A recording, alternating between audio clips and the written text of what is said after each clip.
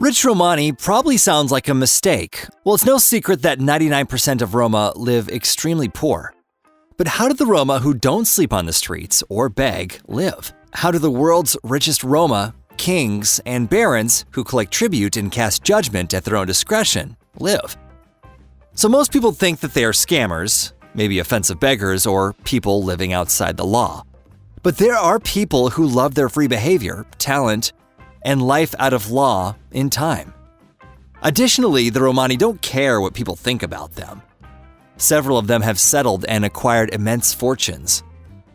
Romani principles are kind of like the laws of Sicilian mafia clans, since the poor must pay the rich tribute using the money they earn through small crafts or even begging.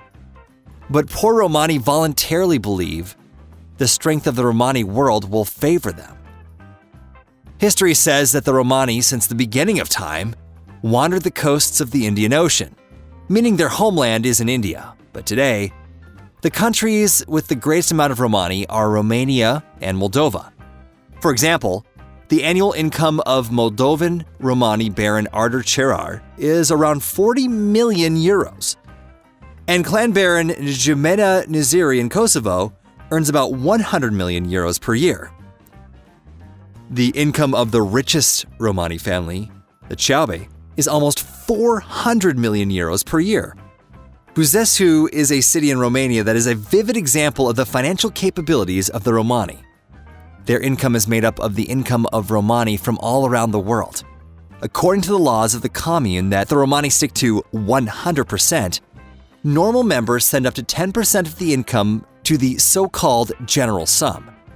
Additionally, the prosperity of several rich Romani is based on trading goods made of metal. Many of them are in the large Coleridge group, associated with craftsmanship, and can be translated as coppersmiths. According to the police, not all Romani live honestly, however. Most of them have criminal ties. So there's about 800 homes in Buzău, and the cheapest cost about $2 million, while the most expensive can reach $30 million. Overall, real estate in Buzău is evaluated by specialists at $4 billion, and this town is considered one of the most expensive in Europe. They measure gold in kilograms here. The interior of Romani King Floriano Shebi is said to contain 55 kilos of gold. Buzău, like other Romani towns, impresses with its competition in wealth and home fantasy, as well as the contrast of its palace-looking homes. In the interiors, they use real gold and, get this, even have gold toilets. They only buy the best for their children. As always, the Romani are ostentatious. Everything's bright, wealthy, and attractive. These Romani homes have 4 or more floors, while smaller homes, especially 2-story ones, are few and old. Old buildings are often completely replaced with newer, bigger ones. Romani from Buzău don't pay any taxes to the government and are formally considered unemployed or owners of companies with no income. Moreover, these mansions are considered unfinished, so they have very low property taxes, usually 200 to 300 euros per year, which, of course, isn't much of a hassle for the barons. In honor of ceremonial events, there are banquets in Buzău where high-paid musicians play and rivers of expensive alcohol flow. So another fun fact is both rich and poor Romani live amongst their own people, and the police don't come to their neighborhoods. They have their own rules. Even today, each separate Romani band is a country in a country. They have their own ruling methods with a rapid, harsh court system. The Roma society is also known to be a strict hierarchy. For example, Romani barons don't work. They have so-called working Romani for that. The rich don't miss a chance to show off their wealth to their neighbors. It's not customary to hide your expensive cars in garages in Romani neighborhoods. Members of rich families sometimes do things like traditional crafts and raise birds or horses, while women tell fortunes, cook, and make blankets. Gold for Romani isn't just a valuable metal. Their love for it actually has a much deeper meaning. Now, according to rumors, one Romani baron, Artacerar from the Moldovan town Soroki, may have a private plane and may have given his sheepdog gold teeth. The people's lifestyle has made a similar investment in their status quite easy since gold goods can be transported, changed, hidden, and stored without worrying they'll lose value or decay. Many wealthy Romani have gold teeth, and they measure everything in gold, including income, success, and wealth. Their love for shiny and showy luxuries has led to it becoming normal to wear many different adornments that are quite large and noticeable, sometimes even under clothing. Talk about bling bling. Wealthy Romani carry up to 8 kilograms or 17 pounds in bags on their body of coins, chains, and various jewelry. It's custom to wear rings, bracelets, chains, earrings, and many necklaces to make parts of clothing out of gold. This has become the custom for everyday life, not just celebrations as well.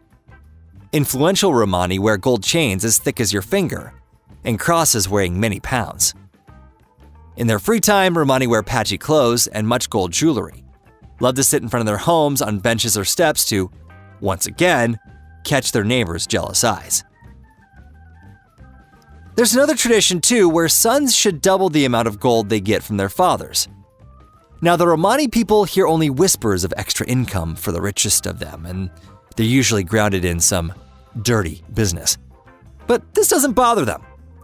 Now, in secret, most of the lower-ranked Romani dream of someday owning, get this, a golden toilet. A Romani wedding traditionally symbolizes the union of families and the increase of shared wealth. That gives celebrations a reason and opportunity to see everyone else. So the Romani often prefer the classical option of a white dress with much additional jewelry.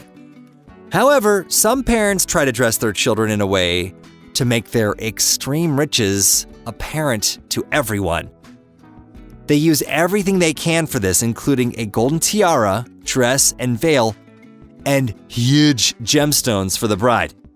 Now, there's a new trend that's appeared among the richest Romani recently. They dress the young bride in a dress made of cash, using large bills like 500 euros. Rich grooms give dowries made of several pounds of gold to the bride's parents. But a special place in the subculture of super rich Romani is occupied by the burial ceremonies, where the deceased clothes show off as much as they can. You'll often hear you can't take your wealth to the next world, but that's not true for Romani barons, whose burials might remind you of Egyptian pharaohs with their pompousness.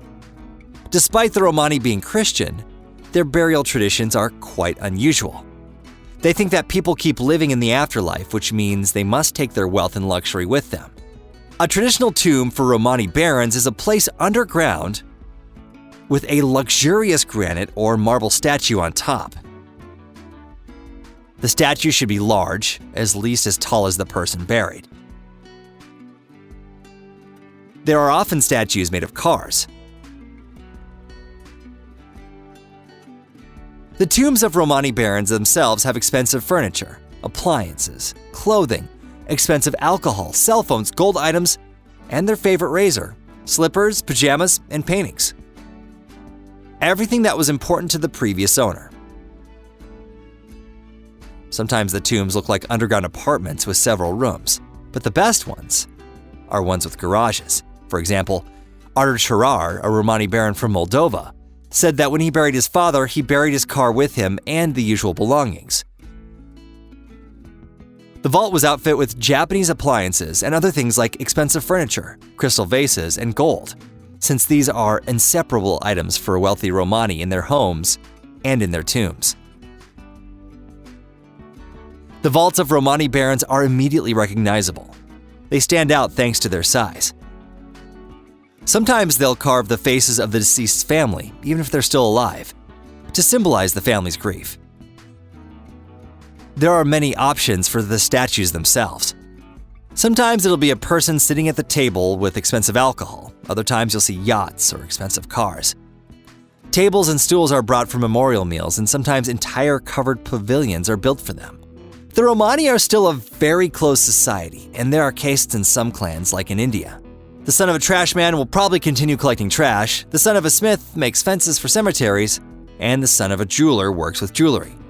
For hundreds of years, the world's attitude towards the Romani hasn't really changed much. They're still kept at a distance, not trusted, and feel dangerous. There are approximately 10 to 20 million Romani in the world, and most of them kind of feel like they're from another planet. Well, that's all for today. Be sure to leave us a like, comment, let me know what was the most interesting thing you learned from the video. And we'll see you again next time.